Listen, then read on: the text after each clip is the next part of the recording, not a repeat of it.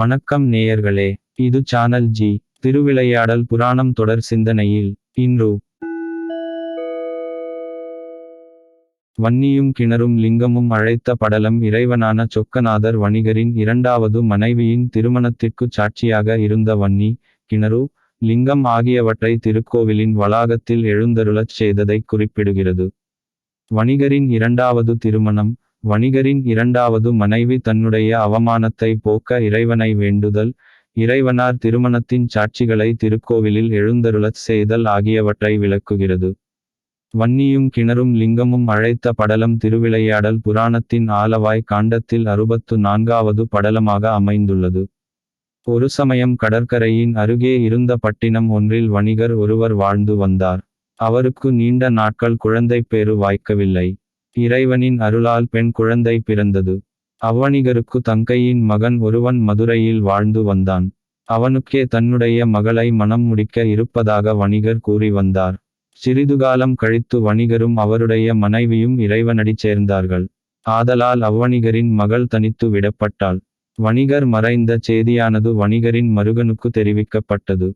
அவனும் மாமனின் ஊரினை அடைந்தான். சில நாட்கள் கழித்து மாமன் மகளையும் மாமனின் பொருட்களையும் எடுத்து கொண்டு, என்னுடைய மாமன் மகளை உறவினர்கள் முன்னிலையில் மதுரையில் மணந்து கொள்வேன் என்று கூறிச் சென்றான்.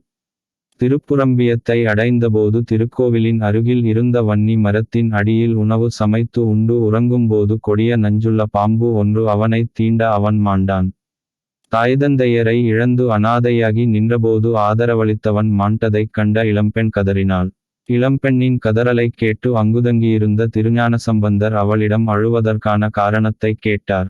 அப்பெண்ணும் தனக்கு நடந்தவைகளை கூறினாள். அப்பெண்ணின் மீது இரக்கம் கொண்ட ஞானசம்பந்தர் இறைவனார் மீது பதிகங்கள் பாடி மனமுருக வழிபட்டார். இறைவனாரும் அப்பெண்ணின் துன்பத்தைப் போக்க அவ்வணிகனை உயிர்ப்பித்தார். அவ்வணிகனிடம் ஞானசம்பந்தர் இப்பெண்ணை இங்கேயே திருமணம் செய்து கொள்ளுமாறு கூறினார். எம் உறவினர்களும் சாட்சிகளும் இல்லாது எவ்வாறு இவளை மணம் முடிப்பேன் என்று கேட்டான். அதற்கு ஞானசம்பந்தர், இங்குள்ள வன்னியும் கிணறும் லிங்கமும் சாட்சிகளாகும். உன் மாமனின் விருப்பப்படி இவளை நீ மணந்து கொள் என்று கூறினார். அதற்கு உடன்பட்ட வணிகன் வன்னி, கிணறு, லிங்கம் ஆகியவற்றை சாட்சியாக கொண்டு அவளை மணம் முடித்து மதுரைக்கு அழைத்துச் சென்றான். அவ்வணிகனுக்கு ஏற்கனவே திருமணம் ஆகியிருந்தது. வணிகன் தன் இரு மனைவியருடனும் வாழ்ந்து வந்தான். ஒரு சமயம் வணிகருக்கு இரு மனைவிகளின் மூலம் பிறந்த பிள்ளைகளுக்கு இடையே சண்டை வந்தது. அந்த சண்டை இரு பெண்களுக்கு இடையே வாக்கு வாதத்தில் முடிந்தது. அப்போது மூத்தவள் இளையவளிடம், நீ என்னுடைய கணவனை அநியாயமாக திருமணம் செய்து விட்டாய்.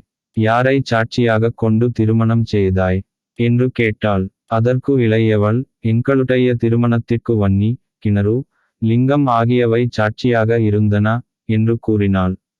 உன்னுடைய சாட்சிகளை மதுரைக்கு அழைத்து வந்தால்தான் உன்னுடைய திருமணத்தை முறையானதாக கூற முடியும் என்று கூறினாள். இதனைக் கேட்டதும் இளையவள் தன்னுடைய திருமணத்தின் சாட்சிகளை எவ்வாறு மதுரைக்கு அழைத்து வரியலும் என்று எண்ணினாள்.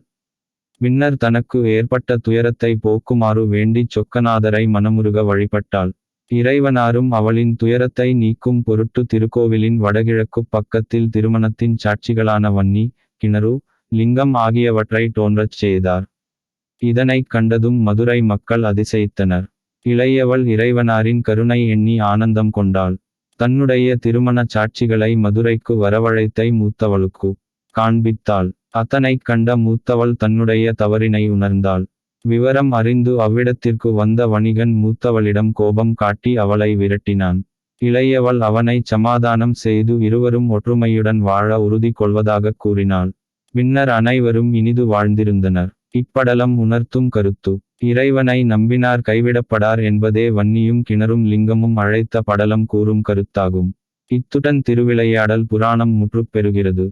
இன்னொரு தொடர் சிந்தனையில் சந்திப்போம்.